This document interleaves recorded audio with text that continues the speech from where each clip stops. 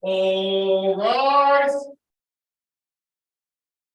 All persons having business for the Honorable Associate Justice now resides over the District of Columbia Court of Appeals. Draw near and give your attention. God save the United States in this honorable court. This honorable court is now in session. Please be seated and come to order.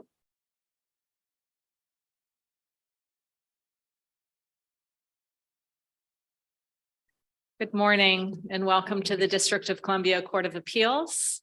We have 3 cases on our calendar this morning. The first is 22 CV 438, Robin B. Quinn, personal representative of the estate of Joan Ann Allen versus AC&R Insulation Company Incorporated, etc. Counsel, when you are ready, if you could approach the podium, introduce yourself, and let us know how much time you would like for rebuttal.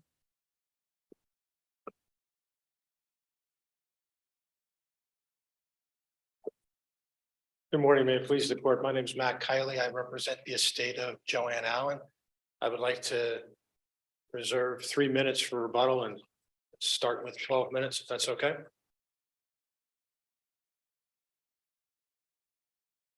May it please the court. I'd like to address basically 3 issues with the court relating to the motion for summary judgment. The first issue is the most important one, and the second 2 are more alternative arguments. The first issue is that GE did not file a valid motion for summary judgment on design defect. The second issue is, assuming that they did, the court sua sponte granted the motion on grounds that GE never raised and ran afoul of Rule 56F in the recent Radbod decision.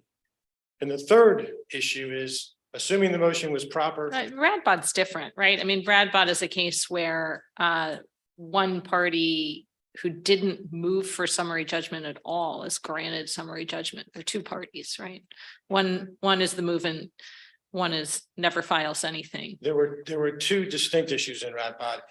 One party never moved for summary judgment, but the court also granted summary judgment against the plaintiff on personal jurisdiction, which had never been raised by the movement. So there were 2 separate issues. And what happened here is, in this case, not only did they not move on it. So What's the it? What's the antecedent for your it? Move on strict liability design defect. Right, but you know, the way your complaint is drafted, the claim is a strict liability claim. There are multiple theories apparently embedded in the claim, but there's one claim, it's a strict liability claim. Do you disagree with that characterization? I do. I think there are different types of strict liability in the Maryland courts. Right, but you didn't plead separate claims of strict liability. You pled one strict liability claim with a whole paragraph of, hey, this is how we could possibly prove it. We pled strict liability, and in the complaint we spelled out that we were pursuing failure to warn as well as a design defect, which are 2 separate and distinct types of strict liability. Counsel, did you have a third point? I didn't write it down. Yeah, but the third point was, assuming that GE filed a valid motion on design defect, and assuming it was permissible for the court to grant the motion on grounds that GE never raised, there is evidence in the record that shows that we pled and adduced evidence of a design defect claim. Well, could we talk about the third point for a while, and I'll give a preface to my thinking.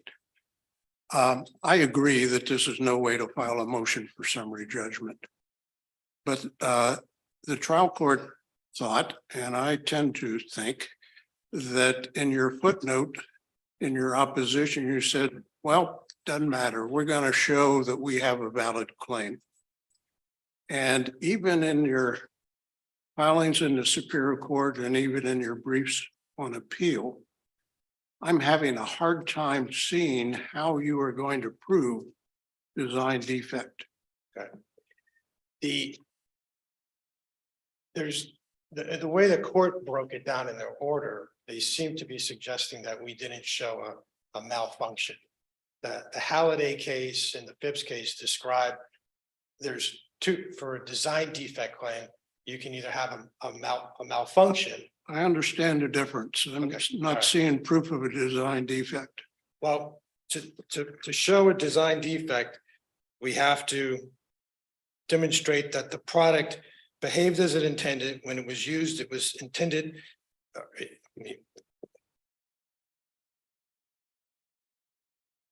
We have to show the seller was engaged in a business of selling the product that caused harm, the existence of a design defect in the product rendering it unreasonable, dangerous to the consumer, and it reached the consumer without substantial change, and the defect caused the mesothelioma. So what we have here is we have GE supplying asbestos-containing pipe covering, block, and cement that had asbestos in it. It was Do you have to have an expert to support that claim? Or are you essentially saying if it had asbestos in it, it necessarily was defectively designed? Well, we do have experts that say that the exposure to the GE asbestos-containing products was a substantial factor in causing the disease. But that skips over, I mean, sure, once you're exposed, but isn't the issue the design defect that allowed for the exposure? The design defect is that they designed a product that contained asbestos, which is a carcinogen. And they knew that when that product would be used, it would pose an unreasonable risk because the dust that would be created by using that product could kill people. But so what was your evidence of that? I mean, obviously, you allege that they designed the product. I'm not sure there was much dispute over that. And then did you come forward with evidence of the second point, their knowledge? In your opposition to their motion for summary judgment or anywhere in discovery or anywhere else? Well, there's knowledge which is called state-of-the-art knowledge, and there would be expert testimony that by the 1930s, everybody knew asbestos was hazardous. We've alleged it in paragraphs 6, 11, 13, 16, and 17, and 19 of the statement of facts and ours. Our statement of facts and the opposition to the motion. There's also an answer to interrogatories that GE attached in the record. It's before the court in this case at A281 that sets forth all of the factors of design defect and how GE knew it was dangerous and how it can cause cancer. I'm sorry, I'm sort of missing something. Like you can say asbestos, it's dangerous, right? And on a high level, I guess that's not disputed.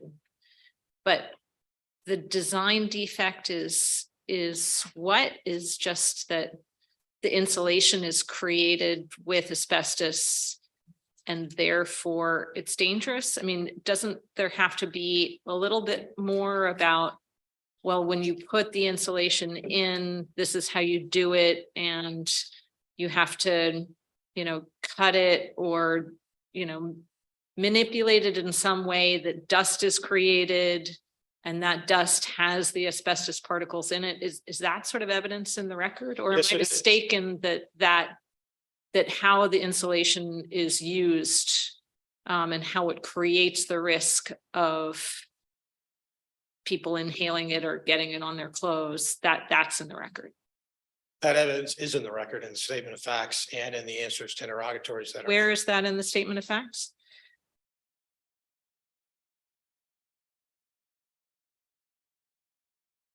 Right, I mean, I'm looking at the appendix 351 where, that's your statement of facts, and, it clearly states that GE manufactured this material.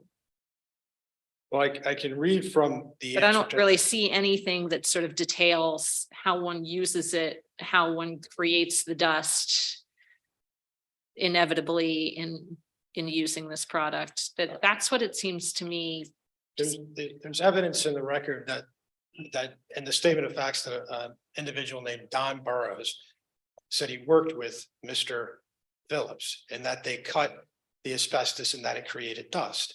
And that was the anticipated use of pipe covering, block and cement. It Well, had, that's the evidence of what happened in this case, but why is that evidence of the anticipated use? because GE knew that when the insulation was installed on their turbines, it would have to be cut. Right, and would have that, to- where is that evidence that GE knew that when you installed it, you had to cut it and that it created dust? I don't know if that's in the record, but I can read. Let me see what the interrogatory says. I mean, you could push back and tell me that that's, unreasonable to have to put that in the record, but it seems to me that if you're raising a design defect claim, that would be the minimum of what one would need Well, to show. I think that takes us back to the first issue, Judge, which is they filed their motion on design defect is essentially a motion for all claims, and you didn't plead it and you didn't adduce evidence. So counsel, what was your option at that? What were your options at that point? I mean, I think Judge Fisher said that he thinks, and I think I tend to agree, that this was a very poor motion for summary judgment. What were your options at that point? To not say anything, or to come forward with all of your evidence? The way we saw it was they were moving on failure to warrant, because the Farrar case in Maryland essentially says if you're just proceeding on a duty to warn case, you don't have a case in a take home exposure. So they were trying to, and they did, in their pleadings, they basically say repeatedly, this is a failure to warn case because they desperately wanted to fit into Farrar. That footnote I submit is not a motion for summary judgment. It's an explanation as to why they didn't file a motion. Right, so that's what let's say we agree with you on that. What is your option as the non-moving party, but the plaintiff in the case in that situation, to point out to the trial court that this was inadequately pled and you're not responding to it, or to come forward with what you assert to be the undisputed genuine issues of material fact that what I view our option was to oppose the motion that they filed. And the motion that they filed was on failure to warn, strict liability and negligence, and breach of warranty. We oppose those motions. Otherwise, we're shadow boxing. it just seems to me that you came forward at that point. You may have taken a middle road where you came forward with some evidence of supporting your design defect claim, but not quite enough in the trial courts. Well, I think had they actually filed a valid and proper motion on design defect, I admit our response would have been more robust. But I submit that within the record, there is all of the evidence that supports the elements of a design defect claim. And a lot of that comes from not just the statement of facts that we submitted, but from their statement of facts and from the answer to interrogatories that they submitted with the record that spells out at its appendix 281, answer 49, that specifically lays out all of the elements and the proof of a design defect claim. And this is a de novo review, and it's all in the record. Counsel, a few minutes ago, I think you used the term state of the art. And it seems to me that that must be part of a claim of design defect. Do you have to show that at the time this turbine was built, these turbines were built, there were other designs available that would not have used asbestos and thus would not have created the danger here? No, that would be the risk utility analysis in a strict liability claim. I think I touched on this earlier. If we were alleging that the turbine and the asbestos had malfunctioned. It's a question of design. At that time, were people designing turbines that would be insulated with materials other than asbestos and thus were superior to what GE was installing at Chalk Point? At that time, there was fiberglass available. And in some instances, they would install fiberglass. But under Our theory of the case, and under this type of design defect, we don't have to show that. We have to show the consumer expectation test, which is something different. It does not deal with risk utility. So let's then get to that. We've talked about the consumer expectation. Earlier, you talked about the restatement, and I think the phrasing is something like unreasonably dangerous. It seems to me the follow-up is unreasonably dangerous to whom? Does Miss Allen get to file a claim for design defect? I'm sorry, does she what? Does she get to pursue a claim for design defect Yes. when she never visited the site, never handled the materials at Chalk Point? And this is a bring home the dust on your clothes case. Right. So why does she get to pursue a design defect? Because the Volk case and the Grimshaw case in Maryland have defined a consumer as any bystander or anybody that was exposed to the product. And I can quote to you from Phipps as well that the justification for strict liability has been said to be that the seller, by marketing the product for use and consumption, has undertaken a special relationship toward any member of the consuming public who may be injured by it. But consuming is the question. Right, and then. Did she consume it by doing her husband's laundry? Yes, and the Volk case and the Grimshaw case speak exactly to that. Otherwise, if you're working at a power plant and you walk by or you're around somebody who's using it, but you're not, and you're exposed to it, you can say, well, you're not a consumer. The Volk and Grimshaw case extended the consumer definition in a design defect case to anybody that would be injured by the hazard. But those were people on the work site, correct? No, it just read to you, any member of the consuming public. So, Let me, and I'll then give you some peace in a minute here. Let's go back to footnote 2 of your opposition, which made a big impact on the trial judge. And he understood you to, in footnote 2, have committed to setting forth the evidence supporting your design defect claim, and says that you simply failed to do so. Do you disagree with his reading of what you committed to in the footnote?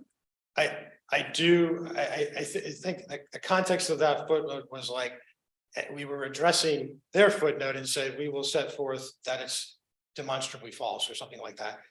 The first issue was, did we plead it? We did. The second issue was. I'm sorry, it says it's in response, you're quoting from the motion for summary judgment. And they said plaintiff has neither pleaded nor proffered any evidence to support a design defect. And you said globally, that's false. Correct. So you seem to be saying in both respects, both we pled it and we've supported evidence, Right.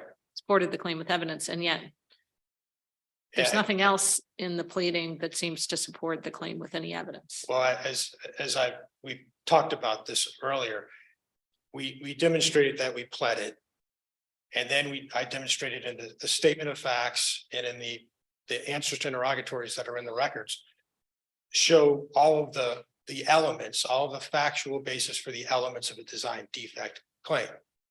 But I still go back to my original argument, which is, as a defendant, or I'm sorry, as a party who has a motion for summary judgment filed against it.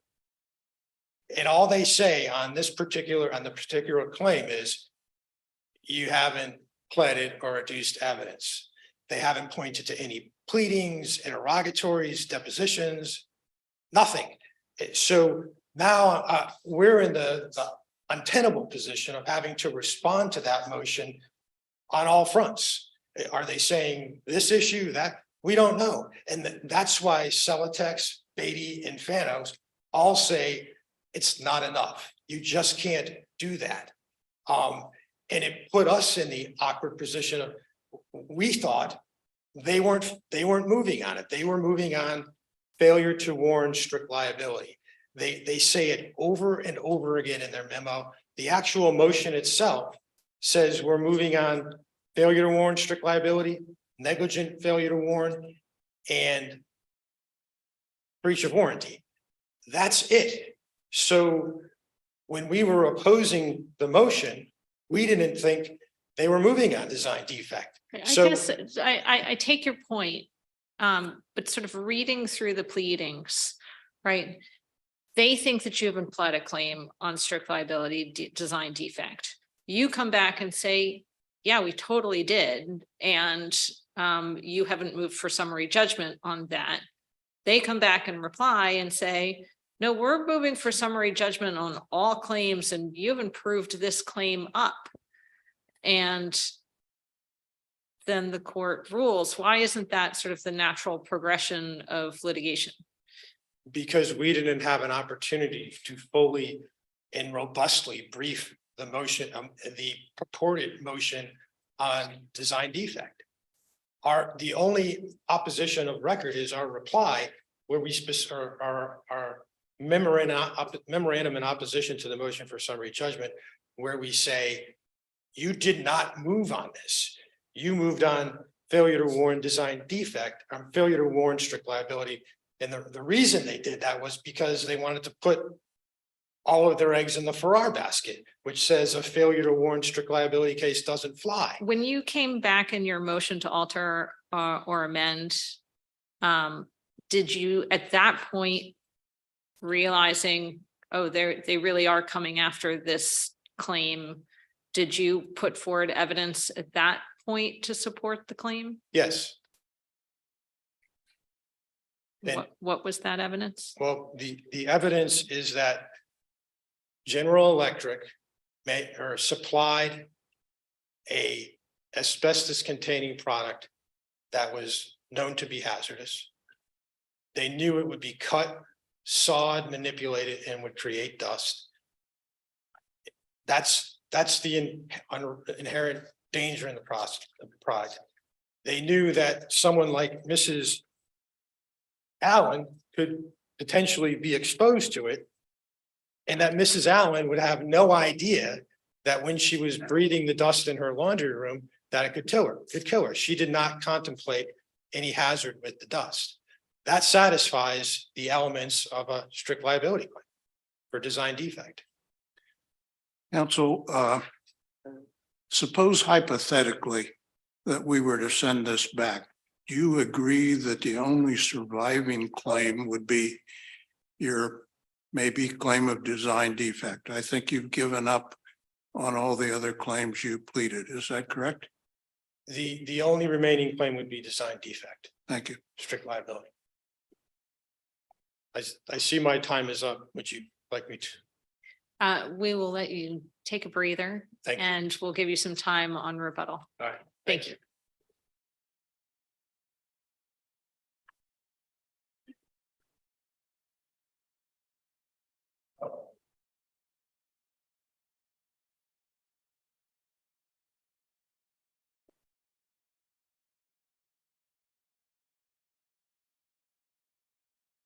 Good morning, Your Honors. May it please the court. My name is Michael Haslip. I represent General Electric Company. I'm joined at council table today by my co-counsel, Donald Maringer.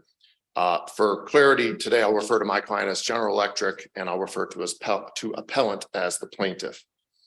As a preliminary matter, I'll address something the court has already addressed a couple of times. Our motion for summary judgment did seek summary judgment as to all claims. Plaintiff's All claims that you thought were properly pled. all claims that we thought were properly pled and or Which supported.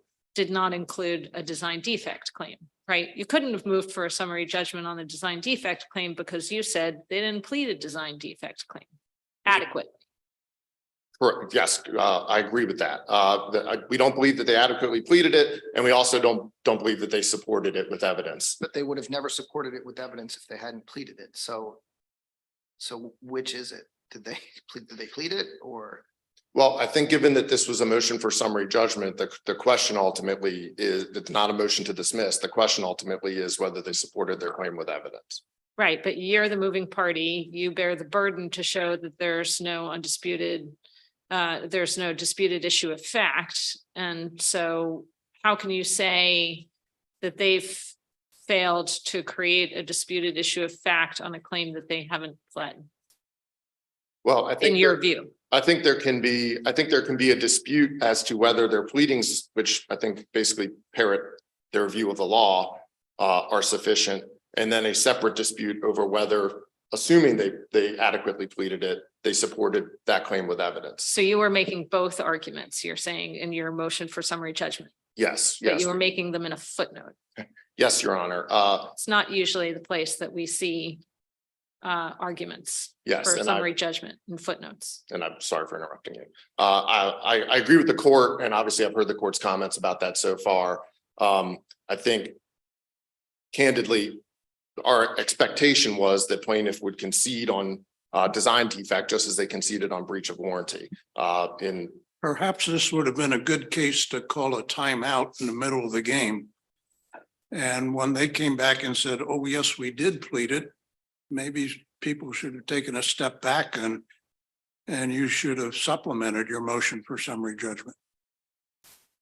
Well, I think our basis, albeit very brief, for summary judgment on that claim was that they had failed to support the evidence or support the elements of a design defect strict liability claim with evidence. Let's focus on that. What did you say in your motion or in the statement of facts not in dispute that defeated their design defect claim?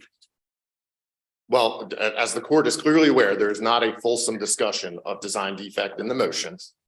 We simply stated that they did not support the elements of a design defect claim. Do you think that's enough to show that you are entitled to judgment as a matter of law? Well, I think it's enough to put plaintiff on notice that which I think is critical, that we sought summary judgment on that claim. And I think it's clear from their, not only the face of our papers, but from their response, and as Judge Irving found below, that plaintiff was aware that we sought summary judgment as their design defect claim. But But that seems to shift the burden of proof to them. This argument. Well, they were on notice, so then they should have done something. Well, You're the moving party. we are the moving. Why wasn't it your burden to show a disputed issue of fact, as Judge Fisher was suggesting? Well, my understanding is we can show a disputed issue of fact, or we can show that they have not supported their affirmative elements of their claim. In other words, we're not pushing an affirmative defense that then we have to support with evidence. We are saying, look, there are elements of a design defect claim, and plaintiff has not, in our position, hadn't adequately pleaded them, but also has not supported them. So it's with your evidence. position that as the moving defendant, it's sufficient in a summary judgment motion to say nothing more than that the plaintiff has not come forward with evidence? I mean, that seems contrary to many cases. I'm including federal cases interpreting Rule 56, but we do find those persuasive, given that Rule 56 is very similar to our rule. I think in this case, taking the entire record together, where it is clear that our motion, however scant it was on this point, put plaintiff on notice that this claim was in peril. It was that issue that here it is enough. Do you have a case that says putting the plaintiff on notice then shifts the burden in the way that you're suggesting occurs?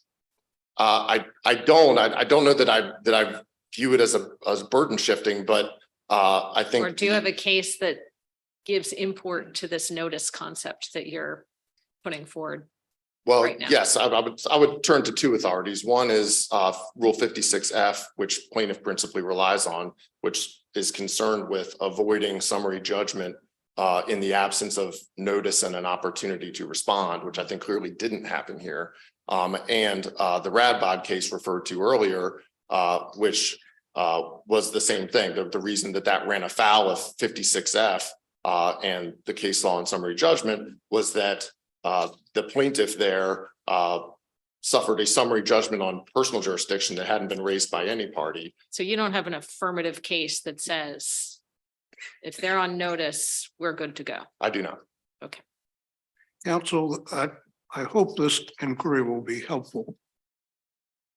When I started reading the briefs, I was scratching my head and saying, how in the world is plaintiff going to prove that GE caused her mesothelioma?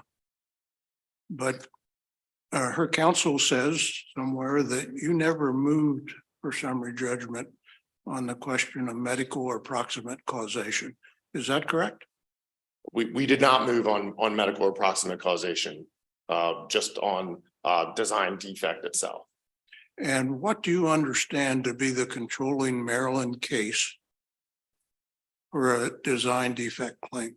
It's an interesting question because there is not a Maryland case examining design defect in the context of asbestos-containing products. Then how can you demonstrate in a motion for summary judgment that under the governing law, you are entitled to judgment as a matter of law? Well, I think there are two theories. If we look at Maryland law, I think there are two theories potentially available to plaintiff. One is the consumer expectation test, which is what plaintiff relies on, and what Judge Irving applied below. The other is the risk utility test. As I think we stated in our brief, more to preserve our position, we don't think the consumer expectation test is a good fit for asbestos-containing products. However, we also are clear that plaintiff has not met the elements of the consumer expectation test, and they don't even contend that they tried to meet the elements of a risk utility test. Counsel, is it still your position that the plaintiff did not adequately plead a design defect claim, or do you now? I think for purposes of this appeal, we would not contend. We no longer challenge their pleading. Now, I would add to that we don't concede that simply proving the facts that they pleaded there would support a claim for design defect under Maryland law, because I don't think it would. I don't think they hit actually all of the elements. Is there a proper issue here under a design defect claim as to who an appropriate plaintiff is?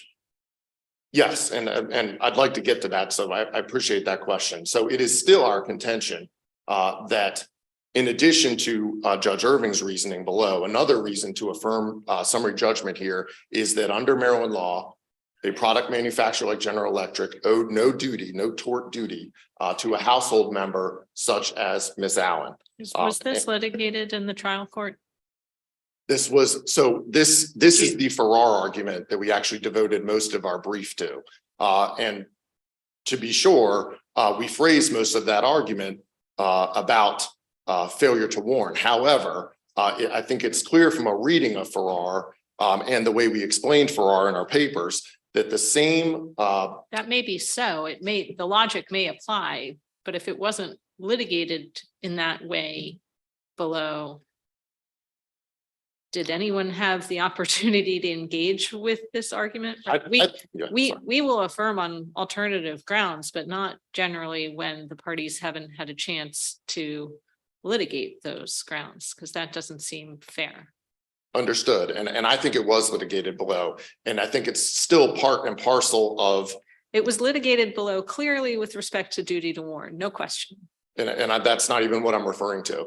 The basis that we submitted for design defect was, again, the plaintiff had not met the elements of a design defect claim under Maryland law. It's clear from both our papers and plaintiff's papers that among the elements for a design defect under Maryland law is that the plaintiff be a user or consumer of the product, and that the product reach that person be expected to, and in fact, reach that person without substantial change in its condition.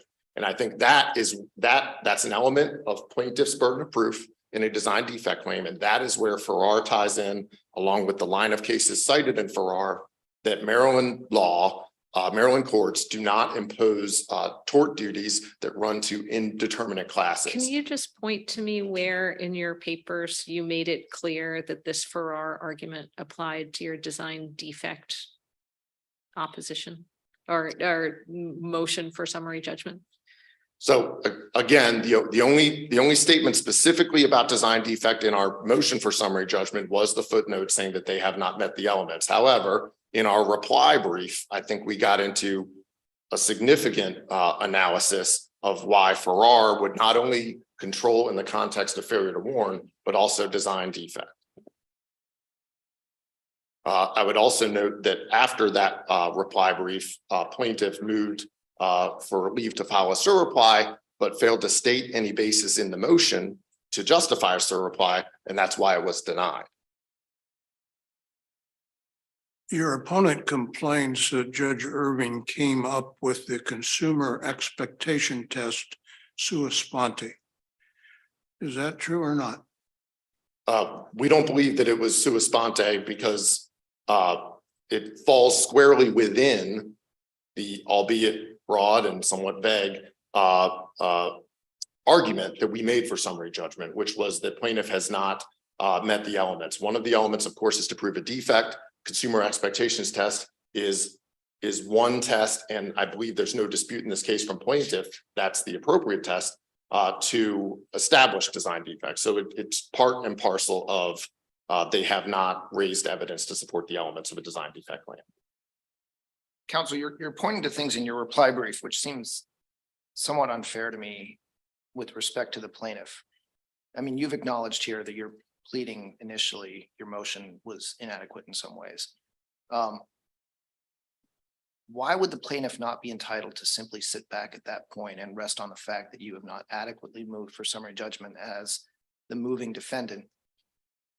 And yet they chose to engage you to some extent on the evidentiary question.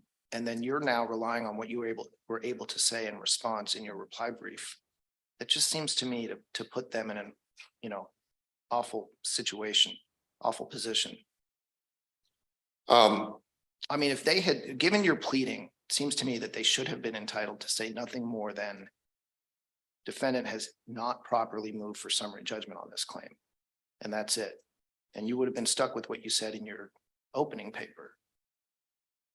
I think that that position that I believe plaintiff stated today, that they didn't believe we were moving for summary judgment on design defect is just simply belied by their papers. I think that it's clear that they understood that our motion for summary judgment sought summary judgment as to all claims.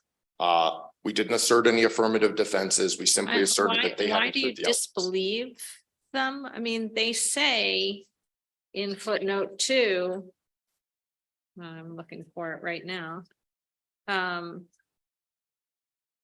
they think that you are challenging, that you are only challenging them on the duty to warn claim, right? I think they state the position that they don't think we've done enough on to oppose their design defect Right, claim. they quote your memorandum in support of the motion for summary judgment, and maybe they, maybe it's just they include a little bit too much of the quote. And if they had just elided it and said, quoted you as saying plaintiff has not pleaded, a design defect claim, and that's untrue, then they would have been fine. But they made the mistake of quoting you too much, where you say they've neither pled nor proffered any evidence, and then they say that's not true. But they seem to, in their response, they're just going after the claim that they haven't pled it. And they're clearly saying we did plead it, right? They are clearly saying that. I think they go beyond that, though. I think they quote a lengthy paragraph from their complaint. I see I'm out of time. I'll just finish this thought. They quote a lengthy paragraph from their complaint, but then they follow it up with, here are what we contend are the elements of our strict liability claim. And they drop a footnote why does saying, that help them on the summary judgment point versus the 12B6 point? well, because then they drop a footnote saying, here's our evidence as to element 1, that you're a seller. And then they just stop. They go ahead and provide evidence on one element, and then they just stop. What is the role of an expert witness in proving a design defect claim? And has plaintiff identified any such expert if one is required?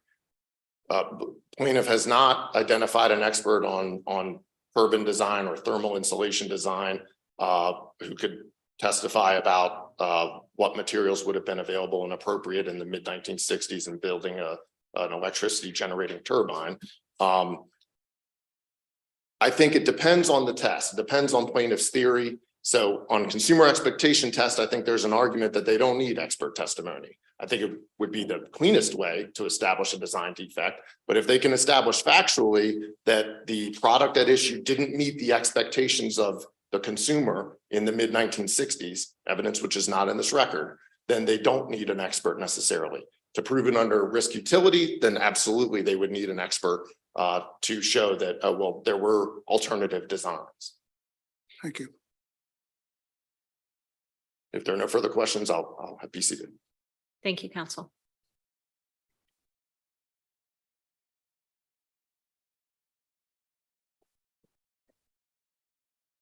We'll give you just a few minutes, Sorry. just a few minutes. Okay.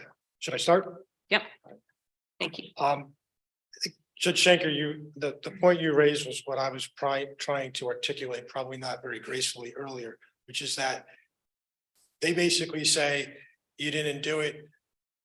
And then we're left with, well, do we file a robust response? Are they really moving on it?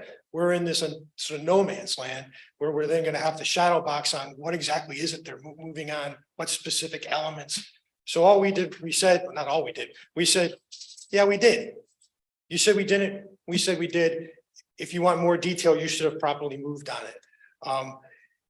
Your Honor, you asked some questions about whether or not the person at home is a consumer. The Grimshaw case, I should have mentioned this, was a take-home case. And the Grimshaw case says that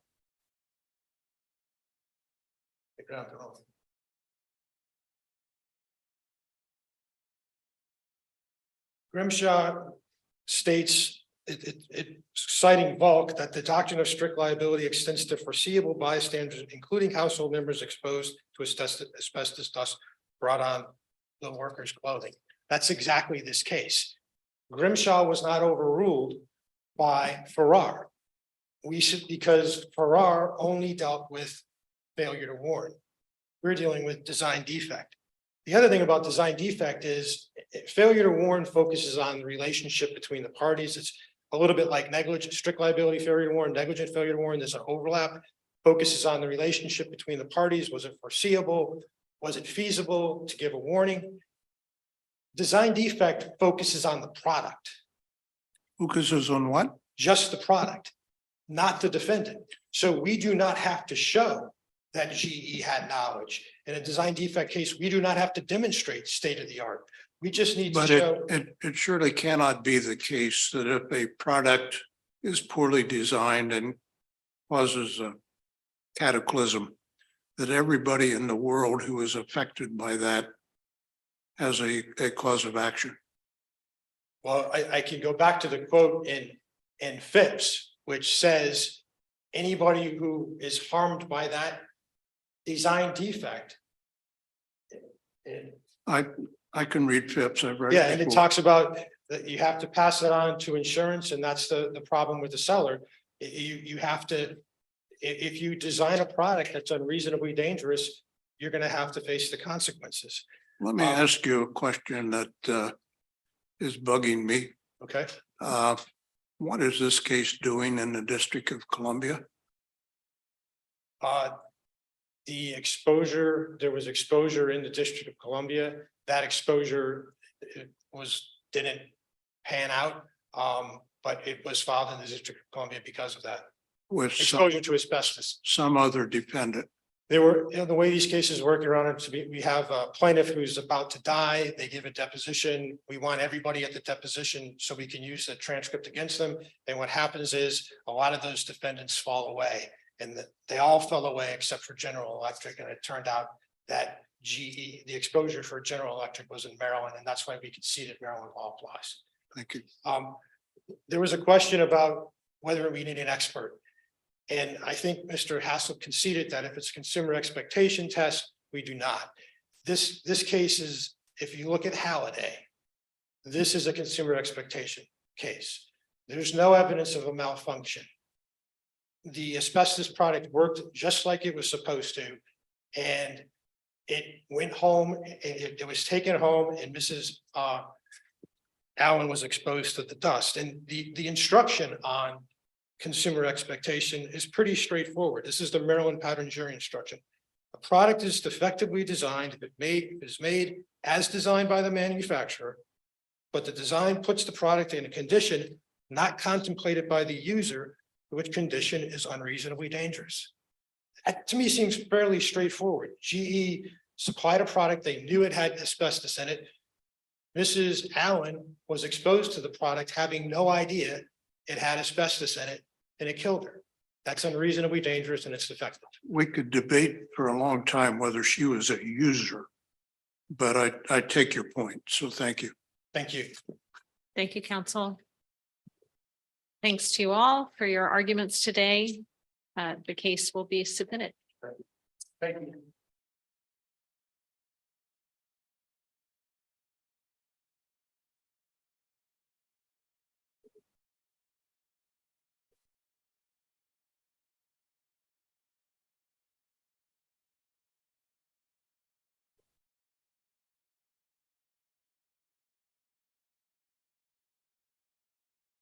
The next case on our calendar is 21 CO 636. CARLTON Henderson III versus the United States.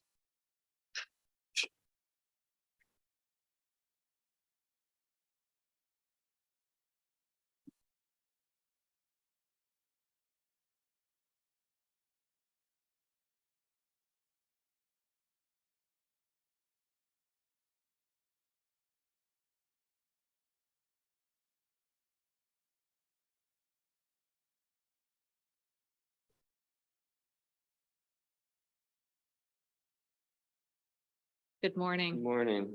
Good morning, and may it please the court, Lee Gabus on behalf of appellant Mr. CARLTON Henderson. I would at this point request 2 minutes of rebuttal. It was grossly negligent for the government to claim that the radio run it disclosed, which actually contained Officer Williams's lookout with Officer Thomas merely in the background, was somehow the radio run Thomas testified that he made while he was alone after talking to the tipster making the initial lookout. When you have the prosecutor maintaining that this is a recording that Thomas meant, especially in the face of defense counsels pointing out that cannot possibly be the recording Officer Thomas was talking about, and the government disavowed any obligation to further investigate or preserve what became the missing broadcast, that is conscious disregard amounting to gross negligence. Do we, what's the universe of our case law on gross negligence? Counsel, Mr. Henderson's brief seems to rely heavily on Smith. Smith seems potentially distinguishable to me, but also doesn't indicate that it's the only way of showing gross negligence. So are there other cases out there that inform us? I mean, we sort of what measure of gross negligence? I mean, there are other cases applying gross negligence, but I couldn't find a case. I don't think the government did either. It's not in its briefs anyway. That contained a definition of what gross negligence means in a Rule 16 or a Jenks inquiry. I mean, and do you agree? I mean, I think both parties have said sort of what constitutes negligence or gross negligence is a question of fact, which, you know, seems correct as far as it goes. Like what happened or didn't happen seems like a question of fact, but it seems like what the measure is, that's a question of law. it would That seem to the me, cases that are articulating this, oh, it's a question of fact, standard aren't really grappling with, right? yes, it seems to me that it sounds like a mixed question of law and fact, like what is probable cause or what is a reasonable person, right? Where you defer to the facts, but not the ultimate conclusion.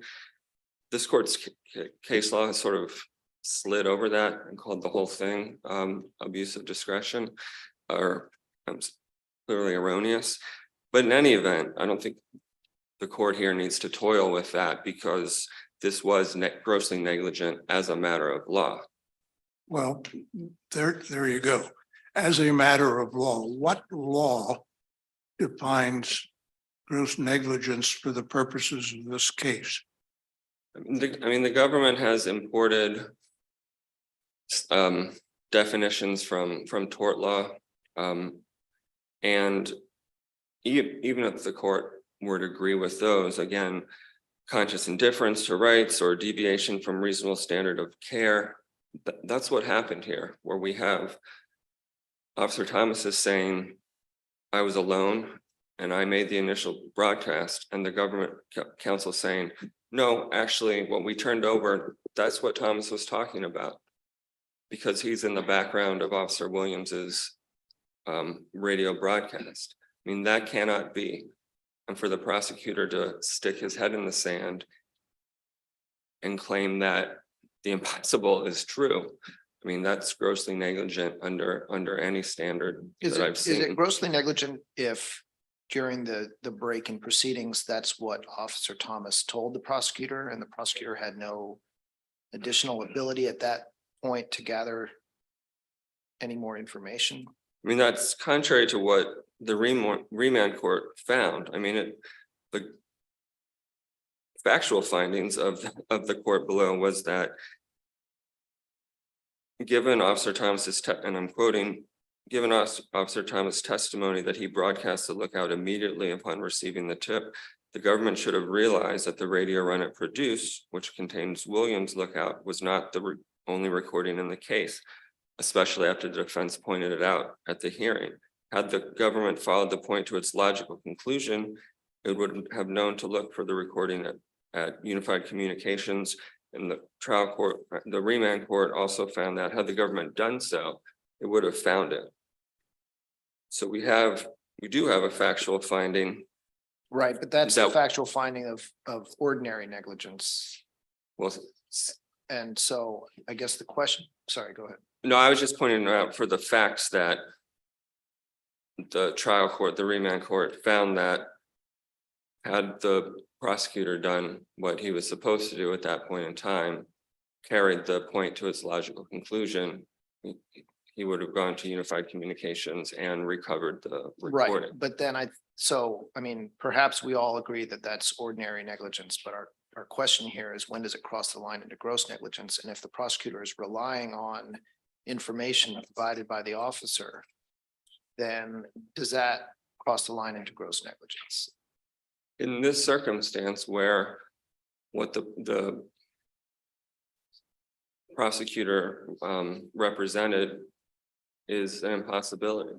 Again, it's impossible that the recording that was played in court of Officer Williams' testimony was, I mean, not testimony, lookout, was what Officer Thomas had testified to. In those circumstances where, I mean, A cannot be B, and to plow forward saying it is grossly negligent, especially after defense counsel points out this discrepancy. I guess I was wondering, I mean, can you? The officer says, or sorry, the prosecutor says, well, I asked the officer, was there anything else that he was referring to? And he said, no, this is it, which is sort of ambiguous. And then he said that at the point defense counsel stopped the recording, it goes on and you actually hear two voices, and that he was talking to Officer Williams. And so defense counsel has the full radio run that was made and was transmitted. Right. And so, like, if that's what the officer said, that's clearly contrary to his sworn testimony. Yes, right. Which is what defense counsel kept pointing out. Either, I mean, just any way you cut it, we know that at the remand hearing, the officer comes back and corroborates his sworn testimony. So it just seems like whatever happened out in the hallway was patently inadequate, because either the prosecutor misunderstood what the officer said, or the officer kind of glibly said something that just didn't correspond with what, right? I mean, it's I the mean- law of the case that what happened was insufficient, that the Jenks inquiry here was insufficient. And that include whatever the prosecutor proffered. Right, that's at not my that hearing. point, but my point is like, that seems to support your gross negligence point, right? Like that it just can't be. You have a witness, your witness that you've sponsored, who says under oath, I was alone, I was getting lunch, I got a tip.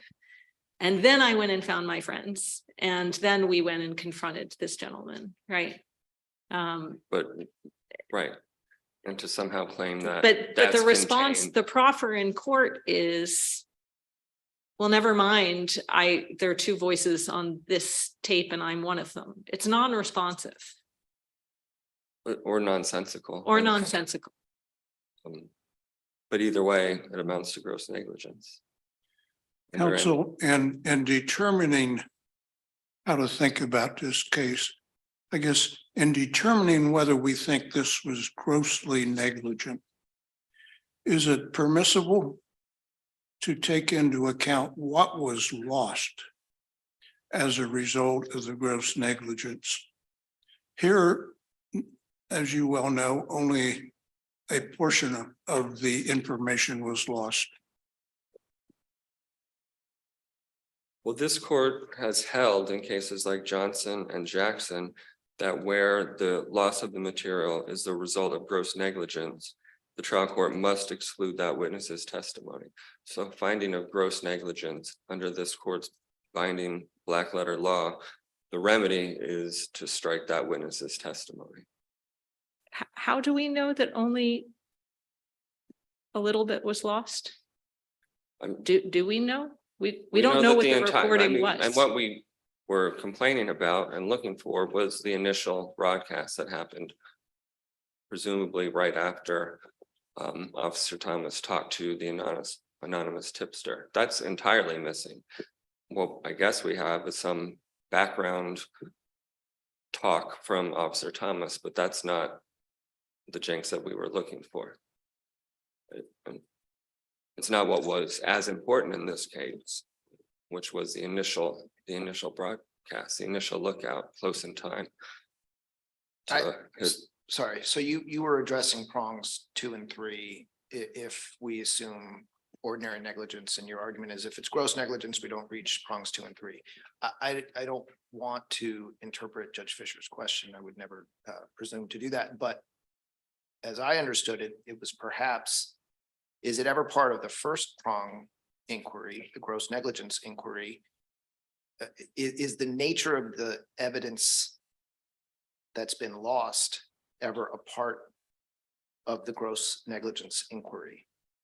Or the value of the evidence? But not in a Jenks situation, because Jenks requires all prior statements to be turned over. There's no materiality requirement, maybe in a Rule 16 case, but certainly not in a Jenks case. In deciding whether or not something is gross, whether someone was grossly negligent. That seems very disproportionate. I can't give you the exact language, but I remember a quote from the Supreme Court about Jenks saying the administration of this doctrine has to be resided to the good sense and experience of trial judges rather. Is it really you lose something and everything has to be stricken? A couple points. We didn't just lose something in this case, we lost the most important thing. And secondarily, the Jenks Act in Rule 26.2 contains the remedy, which is the striking of the witness's testimony. And this, we've held time and again that it's not every situation where a remedy is where a sanction is required. that's not true when there's a finding of gross negligence, where this court in Jackson and Johnson held So- exactly that, equating the type of violation in Rule 26.2 to gross negligence, which again requires striking. Let me ask you a little about that then. As I recall, you relied on the Smith case to say that this was gross negligence. And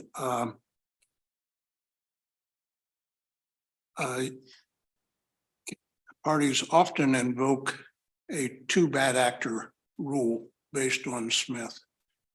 And I'm having a hard time finding that as a rule announced by Smith as opposed to a description of what happened in that case and the facts which supported a finding of gross negligence. Right, I'm not sure that it's a rule, but it's also, it's President Smith and also in this case.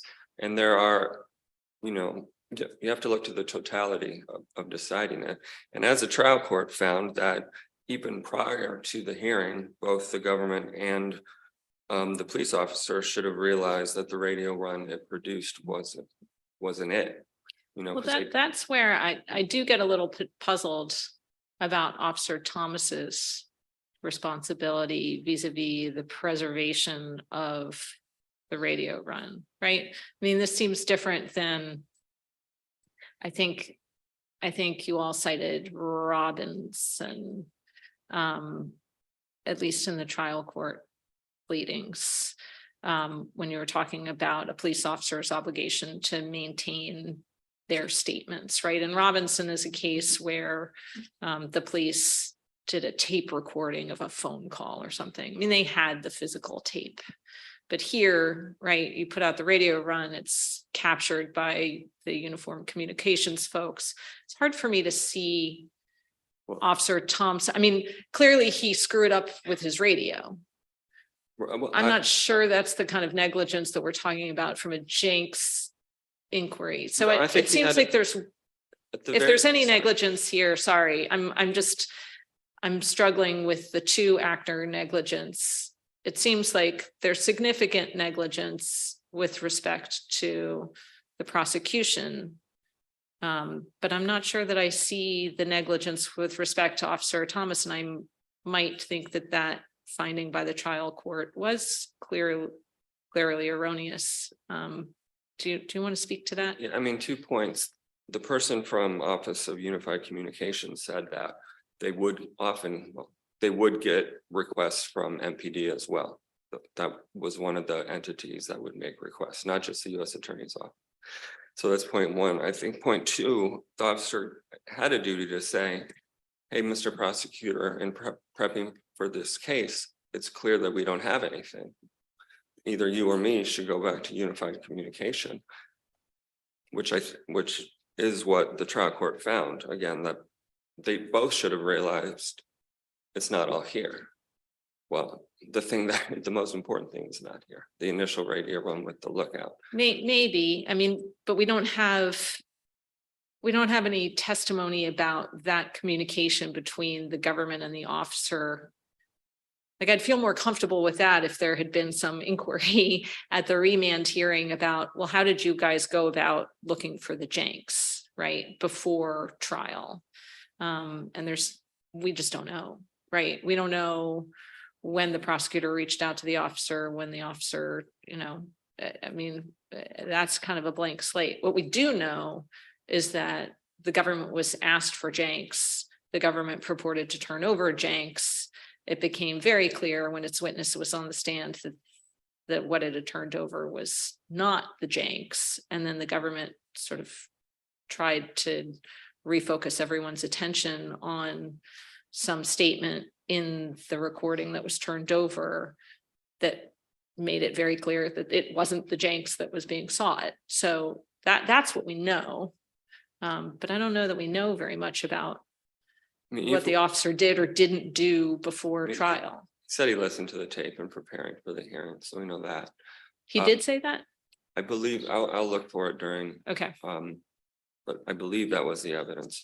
And in any event, even taking that aside, for the reasons that Your Honor just articulated better than me, it's still gross negligence.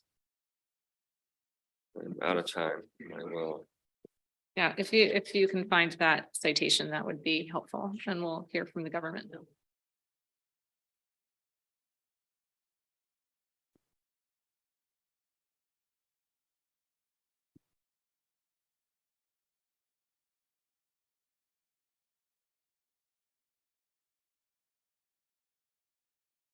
May it please the court, Brian Hahn for appellee of the United States. Trial court in this case did not abuse its discretion in declining to vacate appellant's convictions. First, the trial court permissively found, and it was not clear error, that the loss of the Jenks statement in this case was due to ordinary negligence and not gross negligence. And I point this court to Sly. And in Sly, this court said, the prosecutor in that case, after a request from the defense as to a recorded communication, did absolutely nothing to fulfill his disclosures. Yeah, and I wonder why the government thinks Sly is a good case for them, because it seems like Sly is sort of the foundation, right? And that we go beyond. I mean, I look at Sly, right? Sly is the case where the defense asks for the Jenks 9 months after the robbery. Government does nothing for the next 3 months, and then the recording is destroyed per usual policy within 12 months. And so there's just nothing, right, that happens. And even there, I mean, the court speaks with some pretty strong language. We're deeply disturbed by the indifference shown by the government and its failure to preserve the discoverable evidence. It's especially troubling. The defense counsel made a specific request for the calls, you know, well in advance of the destruction date.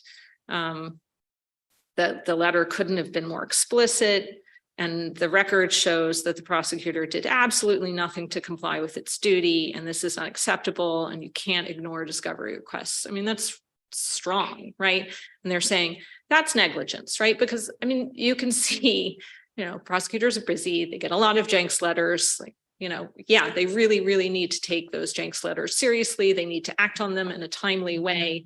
But who's to say why, you know, that one didn't get responded to? Here, we have the government sort of performatively getting a recording. Unclear if they listened to it before trial, but they put a witness on the stand who clearly testified that he makes a separate radio run alone. And then that witness that the government sponsor says, yeah, and that's not me on this tape, right? Like, that's a different recording. And the government sort of denies that there's a Jenks problem when it's very clear that there is. I mean, there's just, and becomes evident at the remand hearing that his witness was testifying correctly all along. So I just, that seems worse than Sly, right? Where you're being confronted with the situation that what you have produced is not the right thing. And you don't say, oh, gosh, we screwed up, we need to fix this. You know, you don't do anything. You deny. And that seems worse and very problematic. And I'm wondering why you think Sly is a helpful case for you, because this seems worse in comparison. And Your Honor, I think I view the record a little bit differently than maybe you do, because I think that the prosecutor does in fact try and address this inconsistency the defense counsel brings up. He goes into the hallway, he talks to Officer Thomas, and you read out the quote from the transcript where he explains what he asked Officer Thomas and what Officer Thomas told him. And at that point, right, I think, and I cannot understand why, if that's what the officer said to him, why that was adequate, right? Because he has sworn testimony from his officer. I mean, let's go back, right? Because the officer says on the stand, right? You got the tip. Were you alone? Were you with anybody else? At the time, I was alone because I was going to get my lunch. Where did you get your lunch? Subway. I'm getting hungry. Sorry. Okay. What did you do with the information? I let my other teammates know on our radio channel. At that time, I was going back to the station because I was by myself and I didn't want to go into the area by myself, right? It is very clear, could not be more clear. You know, it's not ambiguous. He's totally alone when he makes this radio run, right? So if the officer is then telling the prosecutor back in the hallway, oh, you can hear my voice on the radio run, that doesn't add up. It doesn't make sense. It shouldn't be something that a lawyer who's doing their job should just accept and say, oh, there's no problem, there's nothing missing, right? I mean, I don't understand it. So, this isn't a question of bad faith. Maybe the prosecutor was just moving too fast, but that seems like deliberate indifference, gross negligence when it's clearly something is missing. So I think that here we're talking about the question between negligence and gross negligence. And Right, at least and we've already shown, right, like what negligence is in Sly, which is you get a request and then just nothing happens and it's not clear why, right? But here, you get a request, you put out something, and then you're shown that what you turned over is not the right thing. And not just subject to debate, not the right thing, based on the sworn testimony of your own witness. So I think that, the sworn testimony, this court's able to look at it. Of course, the prosecutor doesn't have a transcript of the hearing as it's going on. So I agree with the court that the prosecutor missed it. And I think I agree with the court that. What's the significance of the fact that the prosecutor doesn't have a transcript? I mean, presumably the prosecutor prepped the witness to say, this is how this went. You got the tip, you were alone, then you called it in, right? Like, do you think that the prosecutor was not aware of that sequence of events? I mean, I don't know. I don't think there's anything in the record that discusses what kind of preparation that specifically that the prosecutor and the officer did beforehand. By the time the remand hearing comes around, Officer Thomas is asked, of course, if he remembers any discussions that he had with the prosecutor at the time of the suppression hearing. And at that time, Officer Thomas doesn't remember. And so I don't recall off the top of my head whether or not there's any information in the record about the preparation. Usually ask questions that they don't know the answer to when they're questioning their own witness. I mean, they asked Officer Thomas, were you alone or were you with anyone else? Right? They were eliciting the testimony that he was alone. If the point is that was not clear that he was alone in the government's view, it seems like this was part of the government's theory of the suppression hearing, right? He's alone, he gets the tip, he calls it in, he gets his backup, they go and make the stop. I mean, I'm not sure how that in particular is a part of the theory of the suppression hearing. I'm not sure that, it's part of the narrative for sure, but I'm not sure it's how operative is in terms of the Fourth Amendment question there. Again, I think there's no question that the prosecutor misses there. And that, having Officer Thomas perhaps come back in to testify regarding further regarding this issue once it's been raised might have been the right thing to do. But of course, the trial court here offers to do so, and defense counsel doesn't want to do it. Well, wait a second, right? I mean, the defense counsel, from their perspective, already has sworn testimony that this officer is alone, right? Sworn testimony that's been put into the record by the government. The government is coming back with a proffer saying, hey, there's a recording that has Officer Thomas not alone with Officer Williams responding to the radio run that Officer Williams is making. So clearly not Officer Thomas's radio run. I'm not sure I understand why it's defense counsel's obligation at that point to put Officer Thomas back on the stand. If the government thinks that the record is clear, that there's something that needs to be cleared up, right, with Officer Thomas's testimony, then it seems to me that it's the government's obligation to correct that testimony, right? The government doesn't like to sponsor incorrect testimony, and they have a duty to correct that. So if that testimony that he was alone was wrong, it would have been the government's obligation. Do you disagree? I don't think I disagree with that, Your Honor. I do think that in terms of, we're focused, at least the parties at the suppression hearing seem to be focused on the question of the Jenks issue. And, I think that this court has said, once the issue of a Jenks statement that could possibly exist has been raised, it's the trial court's responsibility. We don't even look to what the parties have done. And, that's why this was. Okay, but I thought your point was defense counsel should have put the witness back on. I mean, I- for whatever reason, the witness doesn't get back on the stand, but what we have is sworn testimony from the witness. And then a proffer from the government that is inaccurate. And then we have remand testimony from the witness that corroborates the sworn testimony.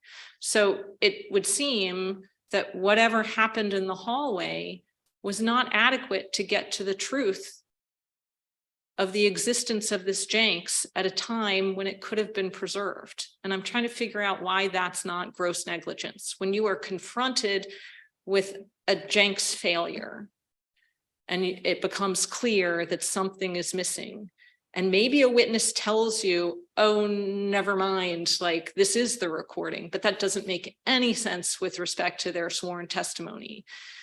Why don't you have to do something else at that point? So I want to take the several things that you've said in order. So I think the first is, no, I've sort of lost the thread again. I think that in terms of when the prosecutor here is faced with the inconsistency that defense counsel points out, I think the prosecutor tries to see, like asks the officer, goes in the hallway and tries to see whether or not it's something that is like whether or not there's any truth to it. And the officer tells him that there's no other Jenks statement. And I think that, Well, the officer doesn't say that. he says that that's all there is. This is it. This is it. The radio recording that they in fact had listened to in court, right, that he was cross-examined on. And presumably, I don't actually know because from that description, but it sounds like either the prosecutor played it for him or something like that at that time. Because when this is it sort of refers to something that we're referring to. I think that, again, should the prosecutor have delved further into whether or not that was the case? Certainly, and certainly that's an issue of negligence. But if we're talking about a reckless disregard for the fact that this statement might have existed, I don't think that it rises to that. Well, so What? Sorry, go ahead. well, I mean, I think, I don't want to dwell on statements that come out in the heat of litigation and the heat of cases, but when you have language like this is a witch hunt, that seems to me to go beyond the point that you're making, which is just that there was a lot of confusion here and the prosecutor perhaps moved too quickly. This was an affirmative representation that this was completely, out of bounds by the defense and that there's absolutely nothing to see here. And there's some misleading of the trial court. I mean, earlier you said it's incumbent on the trial court to have resolved this situation, but the government was the one leading the trial court down this path by, among other things, accusing the defense of conducting a witch hunt. And I think that, again, Your Honor, you did say, this is sort of the heat of litigation. I think that the prosecutor firmly believed that there wasn't actually another Jake statement. But how could he do that in light of his officer's sworn testimony? I mean, I think if he truly believed that, then it was incumbent on him to correct the record and put his witness back on the stand. Right, because I think you're walking really close to NAPU at this point, where you've got a witness who's saying, I was alone, I gave a radio run, and then he's making a proffer. No, that's actually, that testimony is wrong. This is it. Right. I mean, to Judge Schenker's point, he makes the affirmative statement, this is opening the door to some sort of witch hunt for something that does not exist. And in fact, now we have from the remand hearing corroboration of the initial sworn testimony that it did exist, right? The officer has already stated there was nothing else that was made outside of what we turned over and what he listened to. I mean, maybe that's what the officer told the prosecutor in the hallway, but if that's the case, then I think the prosecutor had an obligation to correct the record. And I don't know that the prosecutor really dug down into the inconsistency as I think we've already established. And I think that the government's position here is that we disagree that we don't think that it's gross negligence. So I mean, I guess the bottom line is you don't think you're not saying the government didn't have the obligation to dig down. Correct. But just the failure to dig down, as you put it, isn't gross negligence, it's just simple negligence. That's correct. Your Honor. Mr. Hahn, we've talked a lot about the facts, but I think the discussion suggests that this is a mixed question of fact and law. Your opponent chastises the government for using civil cases to define gross negligence. Where do we look to find some definition of gross negligence in the Jenks or Rule 16 context? Yeah, I think the difficulty there is that the court hasn't actually defined what gross negligence is in the discovery context. I think that there is only one case that I could find where the court said it was gross negligence, and that's Smith, which we've been talking about. I think that in every other case, the court just says, you know, this is a finding of fact that is reviewed for clear error, and that it was not, or it mostly upholds trial court findings that it was simple and not gross negligence. I do think that looking at the tort law analogy is analogous because, you know, negligence, recklessness, bad faith, those sorts of things are states of mens rea that are generally the same throughout different areas of law. They're not always precisely the same. And of course, they rely heavily on the context of, you know, particularly negligence relates to a standard of care. So that depends very heavily on the context of the situation, but I think it is helpful in determining, you know, how negligence and recklessness and gross negligence work in the discovery context. Can I add another question that I had for the government is, if the court were to determine that this was gross negligence, I didn't see an argument in the government's brief that the rule of Johnson, I'm going to speak in multiple negatives, so let me try and rephrase this. I don't see a challenge to the Johnson holding that if it's gross negligence, the testimony has to be struck. Yeah, so we didn't brief that, Your Honor. I think it's because we didn't believe that there was gross negligence in this case. I will say that in terms of Jackson and Johnson, I don't think that in either case that it's a holding of either of those cases. Jackson says, But you didn't brief it. Sure. But Okay. I did want to sort of, you know, put it out there because Jackson, and I apologize if I mix up the two cases. I Jackson- may have mixed them up. So if it's me, I apologize. No, that's all right. But Jackson is one of the cases that holds that the trial court did not, the trial court's finding of ordinary negligence and not gross negligence was not clearly erroneous. That's a lot of knots as well. But it just sort of makes that statement. It cites to Johnson, and Johnson says, in fact, Johnson says that if there is bad faith or gross negligence, the sanctions under the Jenks Act must be imposed, I think is what it says. And that's in the context of remanding that case to the trial court for further inquiry as to how that Jenks statement has been lost. Because there, in that case as well, there is some inquiry into how, I believe it was a report by a penitentiary officer relating to who was a witness at trial, where the defendant was charged with assaulting that officer or an officer nearby. And that report, it has gone missing, and there wasn't enough of an inquiry done there. And I think in that case, in particular, regarding the importance of that, that's the only, I believe that is the only report that that penitentiary officer had written, and really the only Jenks statement that they had on that officer. And so in terms of whether or not we weigh the prejudice to the defendant and the importance of the evidence lost, I think we still do that. In the Jenks context, of course, this court has said a Jenks violation doesn't automatically require striking a witness testimony. The court has discretion to craft sanctions that, in the interest of justice, it's sort of the same across all of the other discovery things like Rule 16. And, you know, even under Brady or Giglio or Napier, you know, the question there requires some sort of materiality analysis in order to vacate a defendant's conviction. Seems like an awfully odd strategic choice, if it was one, to not brief that issue when a lot of this case turns on the prejudice here. But I mean, it is what it is, Your Honor. I think the prejudice in this case is very minimal as the remand court found, and that it, the loss of this radio run didn't affect the suppression hearing. I mean, maybe that'll prove to be true, right? If this court were to remand, because my understanding is all the relief that's being requested is to reverse the determination of simple negligence, hold that this was gross negligence and that the penalty for gross negligence has to be imposed, but there's still the matter. I presumably the suppression hearing would have to be reopened,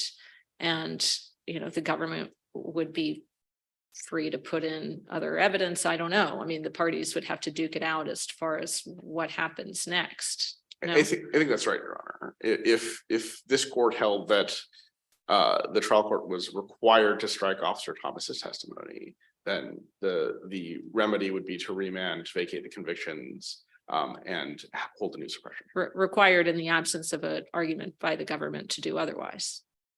I mean, I think that, right. I mean, if the government didn't argue, hey, you can do something else with a gross negligence determination, right? I mean, I think that you can. Sua sponte without briefing. I think that. I mean, it seems like a complicated issue and it hasn't been briefed. So usually we say issues like this that haven't been briefed have been waived or conceded. I think that's the court can do that in its discretion. I agree with that. Unless there's any further questions about sort of the prejudice aspect of the case, I'd ask the court affirm. Thank you. Thank you, Mr. Hahn.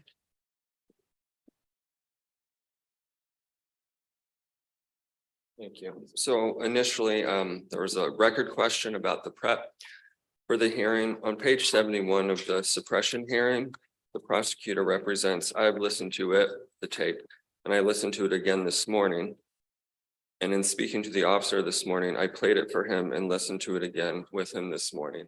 So it's clear that prior to the hearing, both the U.S. attorney and the officer listened to the recording. Do you think that reference to this morning is very clearly this morning prior to the hearing, or could it have been this morning during right? Because they take a recess. I didn't read that as a before the hearing. It seems unclear. I mean, well, certainly the U.S. attorney said I listened to it yesterday. Right. But I thought we were looking at this as far as what the officer did or didn't do after talking to the prosecutor. Right. I mean, often these cases get prepped very close in time to trial. That's absolutely true, but that's no reason for negligence. And as far as Johnson, I think it is a holding, and again, it's not been briefed. I think the government just conceded that. But in Johnson, this court said if it's gross negligence, it must impose a sanction under the Jenks Act, which is to strike the testimony. Unless there's any further questions. Thank you, counsel. Thank you. Thanks to the government and to Mr. Henderson's counsel for their arguments today, and the case will be submitted.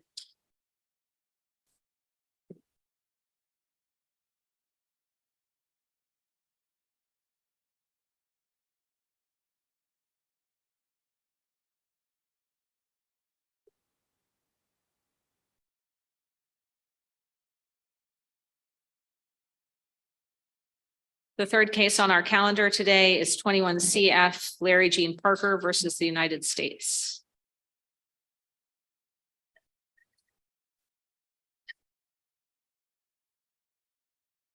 Morning, Your Honors. Good morning. Nancy Allen, may it please the court, Nancy Allen on behalf of Larry Parker.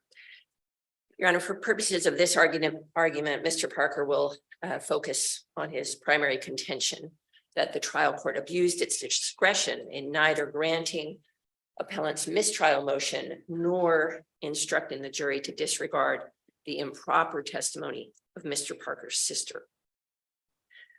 The testimony of Mr. Parker's sister was that she and the defendant, her brother, got into an argument over money and quote, and him like basically turning my mom's house into a trap house.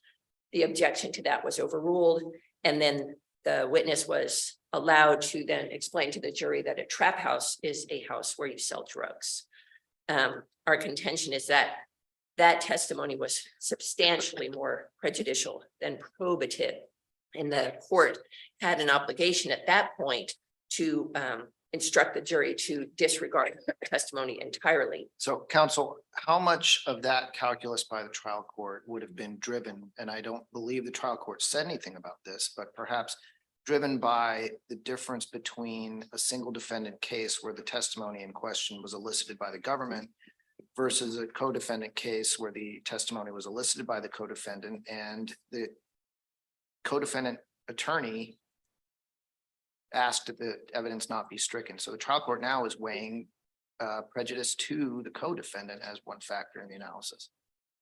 That's true, Your Honor. In fact, the trial court did note, in fact, asked sort of a rhetorical question on page 9 of the transcript, February 13th, 2020. How can I strike the testimony when it's a testimony provided by Ms. Wooten?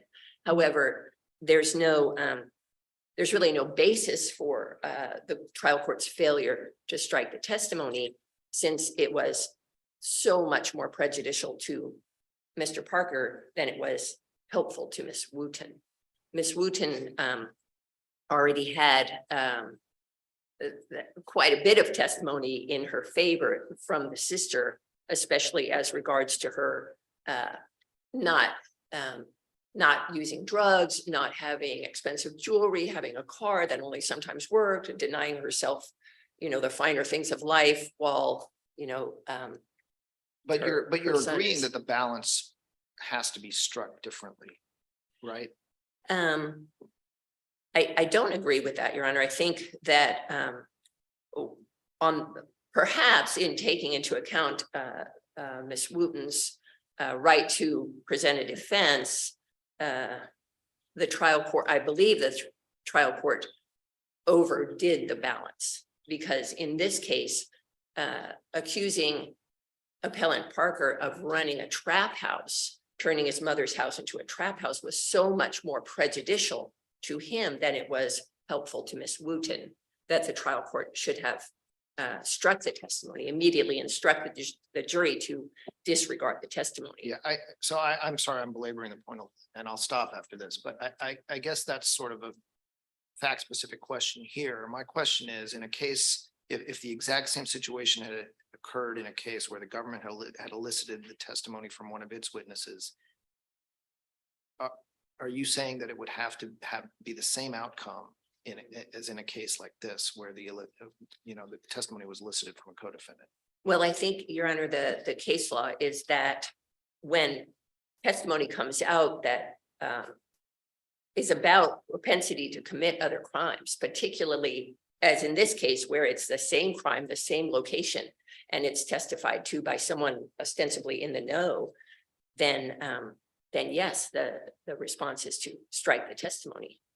Ms. Allen, you're right that Ms. Wooten's counsel did bring out that she's a good person, she's hardworking, she denies herself luxuries, never seen her use drugs. But the real question is, so where'd all these drugs come from? And is her counsel not able to ask that kind of question? Well, Your Honor, I think that the questioning of Ms. Wooten, and in particular, another, what we submit as error, another statement that came in was that the person who answered the door to the confidential informant was not Ms. Wooten. I think that Ms. Wooten had plenty of evidence in her favor, and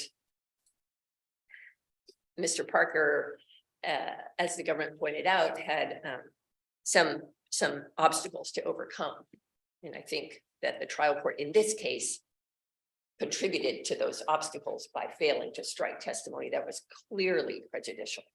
But you seem to say that because they're being tried together, Ms. Wooten has to pull her punches. Well, and defense counsel did not request a severance at that point.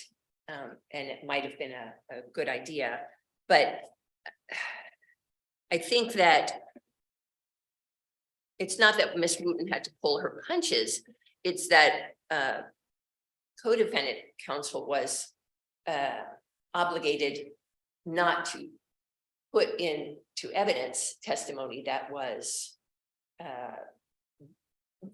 actually propensity evidence against the co-defendant.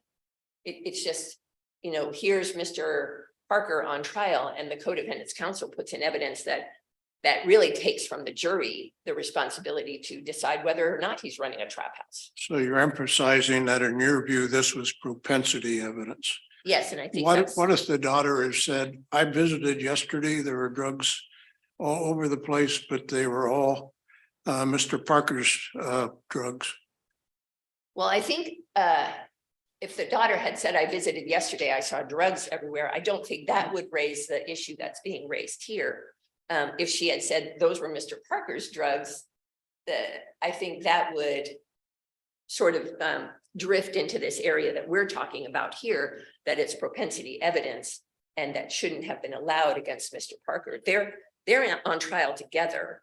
So whatever comes in is still going to be used against one or the other of them. If the witness said, I saw the drugs yesterday and they were definitely Mr. Parker's, how's that propensity evidence? That's just percipient fact witness testimony about, that is definitely prejudicial to your client, but, and is coming from a co-defendant's witness, but I don't see how that's propensity evidence. Well, I don't actually see how the witness could have said they're definitely Mr. Parker's. We don't know. I mean, she could have said, I saw him cutting the drugs, or, whatever she had said at that. I think I saw him cutting the drugs would be a factual evidence Right. that witness was testifying to. And I don't think that we would be making the same argument. Right. But- So I guess then the question is, if this is propensity evidence, then how is the trial court's instruction, which admittedly is short of striking, but what's the delta between what the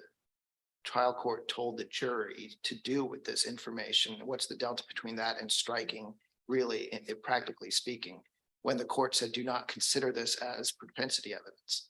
Well, what happened was initially the court denied the objection completely. Then there was a discussion the next day where defense counsel asked for a mistrial. That was denied. Defense counsel, and with the government's agreement, asked that a curative instruction be given. And then defense counsel then provided his own instruction, which we submit was, the government contends it's invited error. We submit it was not, because it was his last ditch effort to do anything at all. That instruction did not actually help his client. It painted his client as a drug dealer and said something about, you've heard that he did these things in the past. So it wasn't really a very helpful instruction. What would have been helpful and would have mitigated the prejudice to Mr. Parker is the trial court striking the testimony. Isn't the problem that your client came up with the language for the instruction? I mean, it pretty closely tracks what the email suggested language was. Correct. The defense counsel did come up with the language for that instruction. And our contention is that he was sort of driven to do this last ditch effort to mitigate the damage that was done. He shouldn't have even had to mitigate the damage because the damage shouldn't have been done in the first place. So we've said in a variety of cases that there was some really, really hard test to oblige the court to declare a mistrial. Why does this situation satisfy that test? Well, Your Honor, in this case, we're submitting that even had the court not declared a mistrial, the court was at least under an obligation to strike the offending testimony, to advise the jury to ignore the testimony of Mr. Parker's sister, as it was far more prejudicial than it was probative, and that it our argument is that Mr. Parker's case was substantially prejudiced by this. And the Coleman case, which we use in support of our contention, talks about a similar situation where the impermissible testimony was given by the defendant's own sister and related to the exact same crime committed at the exact same location. And the Coleman case said the ordinary concern about the admission of other crimes is significantly elevated in a situation like that, where the defendant's own sister is talking about the same crimes, same location. So counsel, what about the strength of the government's evidence here? I mean, your client's theory was not that this was his mom's drugs. It was simply that this were his nephew's drugs, right? And the evidence of that was pretty slim. So that seems to carry the day, no? Well, we can respond to the government's argument that Mr. Parker wasn't prejudiced. One, that the testimony was strongly worded. It was very emotional. It was from Mr. Parker's sister, and it was exacerbated by the testimony regarding the co-defendant arriving from the co-defendant, that the confidential informant arrived at the door and there was someone other than Ms. Wooten selling drugs and handling a gun at the door. It was exacerbated also by Mr. Parker's sister's testimony about her mother being practically a saint. So, you know, the combination made it even more prejudicial in that it tended to arouse a hostility of the jury against Mr. Parker. And we note that the government talks about the timing of the instruction. Defense counsel objected immediately. He really did not have an opportunity to say more than objection. I think in this case, in reading the transcripts, defense counsel made efforts that were quickly quashed. But he did make his argument first thing. The government says, okay, well, it's not like Coleman because, you know, a bunch of witnesses hadn't already testified. Well, the one significant defense witness had testified. And we submit that really undermined that particular testimony. Defense counsel, we submit, did not really mitigate the damage, wasn't able to mitigate the damage, not in questioning, not in the jury instructions. And he shouldn't have had to mitigate damage. The damage shouldn't have been done. So to the extent that jurors might have believed that the drugs and weapons belonged to Mr. Parker's nephew, the improper propensity evidence seriously prejudiced that defense. And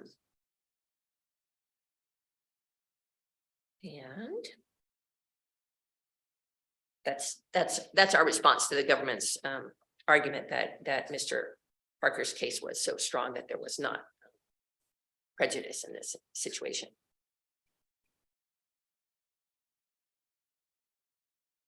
Thank you, counsel. We'll give you a few minutes in rebuttal. Thank you.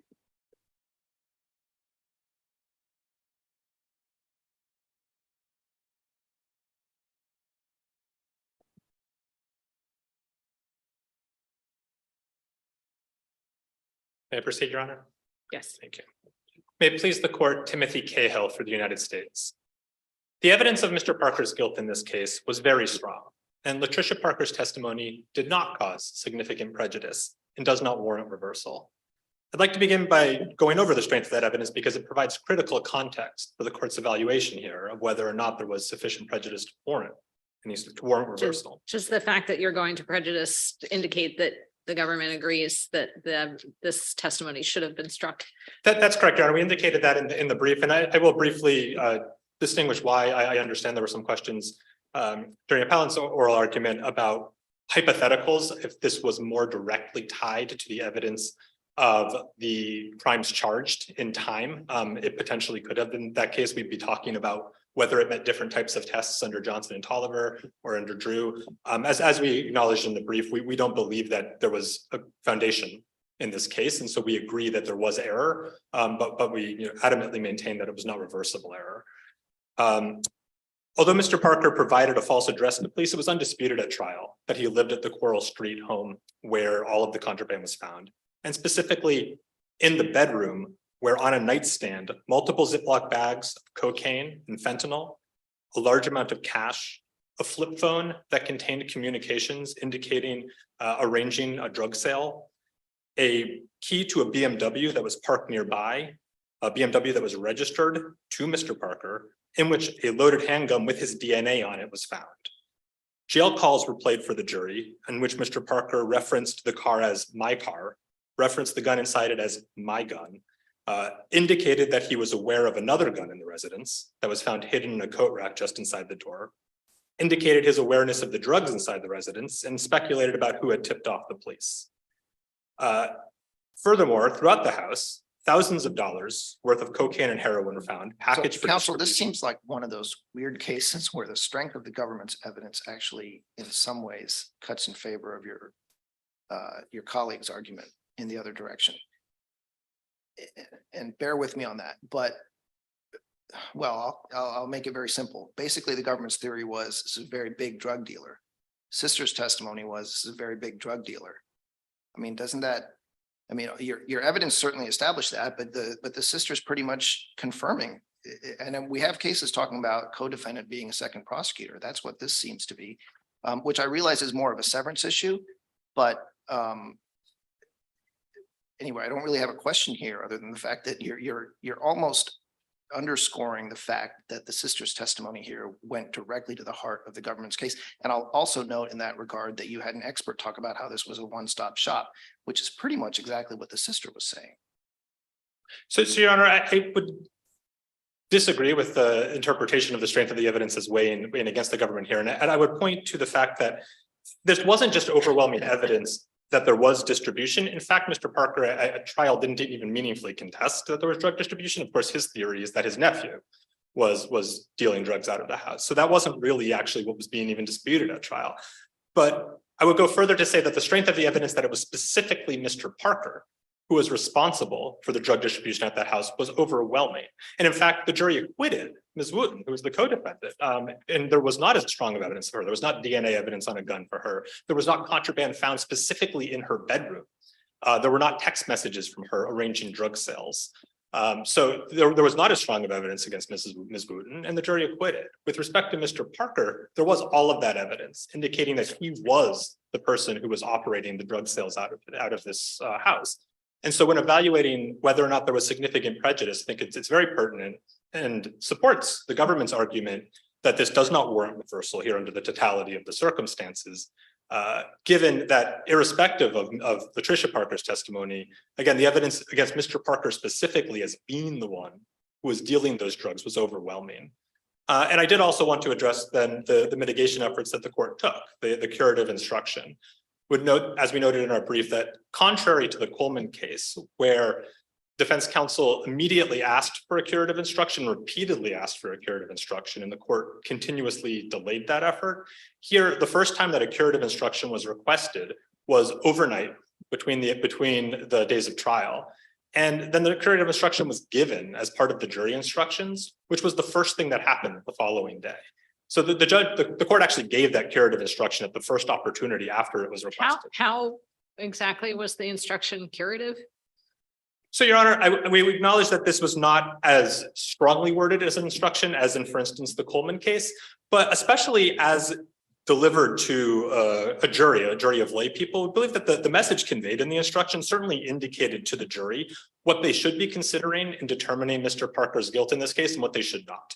Right, but I just don't understand how that to a lawyer or a lay person really clarifies anything, right? The court says the question for you is not whether the defendant Parker is a good or a bad person or what he's done in the past. You're to decide the facts and evidence in this case. And the facts and evidence in this case is that you've got a witness saying he turned the house into a trap house. Well, right? I mean, I just don't see how that really cures anything. So again, it could have been more strongly worded. I would note, as we noted in our brief and emphasize to the extent that there are any deficiencies with the wording, as Your Honor noted, this was almost identical language to what was requested by Mr. Parker's counsel. But furthermore, I would say the instruction, even as delivered, I do think is stronger than Your Honor has suggested, given the context of the rest of the instruction. That the instruction opens by specifically referencing Latricia Parker's testimony, then says, frames it as what is not the question for the jury today, which includes what Mr. Parker may have done in the past, and then tells them what they are to decide, which is the facts and evidence in this case. So it is drawing a clear distinction between what the jury shouldn't be considering and what it should be considering. And clearly it's putting Ms. Latricia Parker's testimony in the former bucket. That's the entire, otherwise the instruction would have served no purpose. And so even as lay people, I don't know that rules of statutory construction or the way that a person would frame it as a layperson, not a lawyer, but I think even a layperson juror would understand why this instruction is being given at all. And to the extent it's being given at all, it's clearly telling them that what Latricia Parker testified is not the question for them. It's not what they should be considering. They should be focusing on the facts and evidence in this case, the massive amounts of contraband recovered from. I mean, not to belabor the point or debate with you, but I just don't see. It seems to me that a fair interpretation of that instruction is, hey, don't go on just a vibe of whether or not he's a good guy or a bad guy. Look at the facts and evidence, and the fact that she testified to is that he turned the place into a trap house, right? Like that, I think you could read that instruction that way, and that instruction is just not helpful to Mr. Parker. In the context of your case, respectfully, Your Honor, I think a fair reading of the instruction is specifically identifying her testimony as what the court refers to as something in the past that should not be considered. And this is particularly true because Mr. Parker's counsel, in order to mitigate the effect of this evidence on cross-examination, emphasized the point, and in closing argument, emphasized the point that Ms. Latricia Parker had not lived in the apartment for several years, that the only basis for her knowledge would have been something that happened several years ago, that she did not visit the apartment, she was not commonly there at the time of the offenses charged in this case. All of that was brought out in her testimony, and it was emphasized very emphatically by Mr. Parker's right, but that's after the testimony is not right, comes in over objection, is not struck. He doesn't get the mistrial. So, what else is counsel supposed to do? Respectfully, Your Honor, with respect to circling back, though, to how the jury would be interpreting this instruction, given the fact that it was emphasized both in testimony and during closing argument that Ms. Latricia Parker's testimony related only to something in the past, and that the judge then instructs the jury, who are presumed to follow the judge's instructions, that isn't the question for them, that isn't what they're supposed to be considering when determining Mr. Parker's guilt. I do believe that it's a fair reading of this instruction to a common sense reading that a jury would interpret this in the appropriate way, even again, if it could have been more strongly worded. And again, we point out to the extent that there are any deficiencies with respect to that exact wording, we would note that the judge adopted the instruction that was requested, the only instruction that was ever requested. Counsel, on the delay point, you're drawing you're measuring the time from the time of the request that the testimony be, or that a curative instruction be given. But I mean, if defense counsel objected and was immediately closed down, I mean, wouldn't it have been futile at that point to additionally request striking? I mean, striking is a remedy generally, which often follows the objection being granted, usually. So it seems odd that to follow defense counsel for not additionally requesting striking at that point when the objection had already been denied. I mean, notably, Your Honor, there were multiple breaks in testimony. There was the conclusion of Ms. Latricia Parker's testimony. Then there was the only defense witness. There were certainly opportunities for defense counsel to revisit this issue and to ask for an instruction, which in fact is exactly what he did, but he didn't do it until overnight. I'm not necessarily faulting him for not doing it till overnight, but then at the same time, we don't fault the trial court for having committed error for not giving the instruction until it was actually requested. And once a curative instruction was requested here, I mean, government counsel in the trial court certainly didn't object to a curative instruction being given. And then it was in fact given at the first opportunity. And again, that's a key distinction here between how the events played out in Coleman. It's not just that the government didn't object to, the testimony being struck, right? That's correct, Your Honor. That's a position we maintain here. And that's why, as I noted, we are not contesting that there was no error. We're not arguing there's no error here. We are arguing that there was not reversible error here, which is a very different question. Especially given in another really significant distinction between this case and Coleman, which is the primary case appellant relies upon, is the strength of the evidence. This court noted in Coleman some significant weaknesses in the Coleman case. That was an arson case where the only direct eyewitness testimony of the defendant's actions were that he had gone upstairs with a cigarette, that later the house was on fire. And there was dueling expert testimony, but this court's assessment of that dueling expert testimony placed a lot more weight on the defendant's expert, suggesting that it was a very open question whether or not there was any crime at all in that case, whether or not it was in fact even an intentionally lit fire.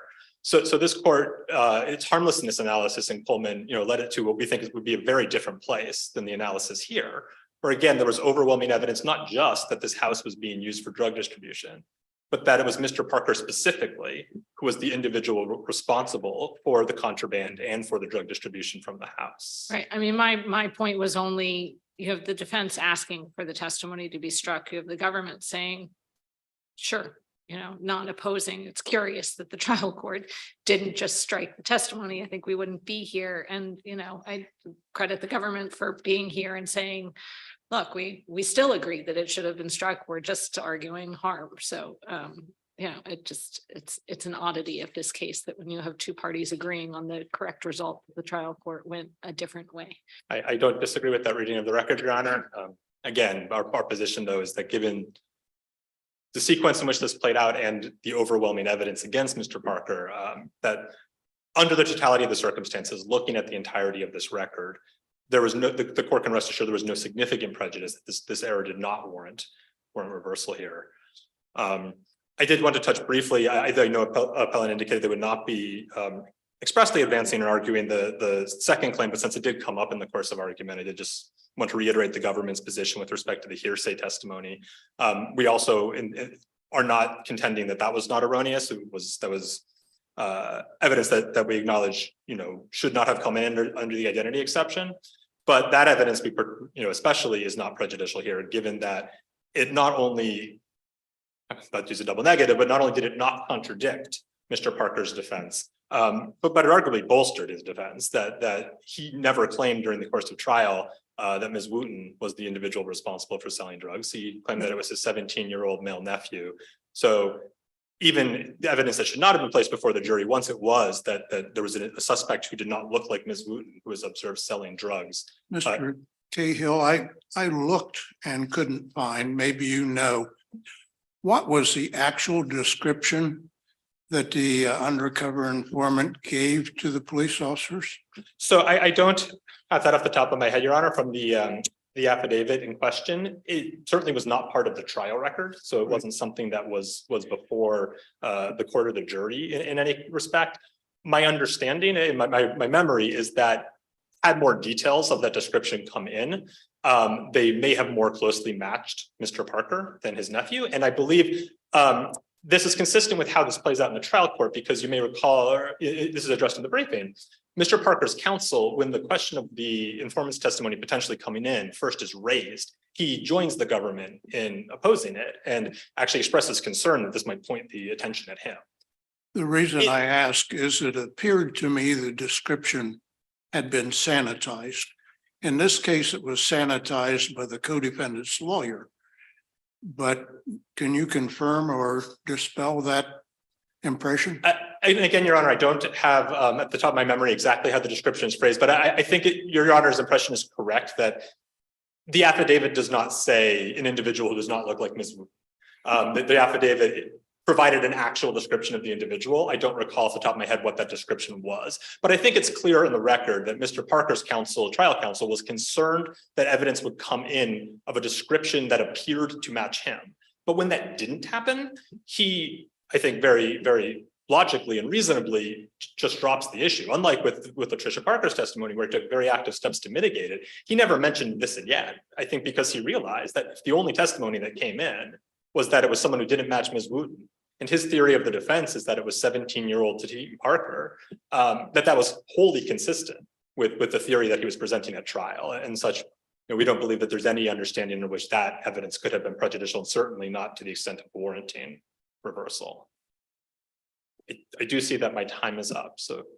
I have one Yes, quick John. question. On the drug paraphernalia instruction issue, does the government concede that this was a variance, but not a constructive amendment?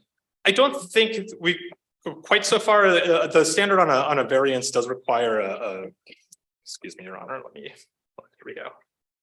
That it be a material variation, and I think it's at least debatable whether this is here, but we didn't brief that issue, Your Honor, and I don't think the court would need to reach it simply because we believe here that the lack of prejudice is very clear from the record. I would note that the two pieces of paraphernalia that were indicated in the indictment, the scale and the grinder. The grinder was found by police, and the testimony supported this, was found by police in a backpack. That was the same backpack where a drum magazine was located. And Mr. Parker was convicted of possession of a large capacity ammunition feeding device based upon possessing that drum magazine. Similarly, the scale was found in a laundry room where, among other contraband recovered, was ammunition from a high-powered rifle, which was the basis of one of the unlawful possession of ammunition charges, for which Mr. Parker was also convicted. So clearly the jury found that Mr. Parker was responsible for contraband found throughout the house. And his defense was not to distinguish between different contraband. His defense was a wholesale rejection that he was responsible for any of it.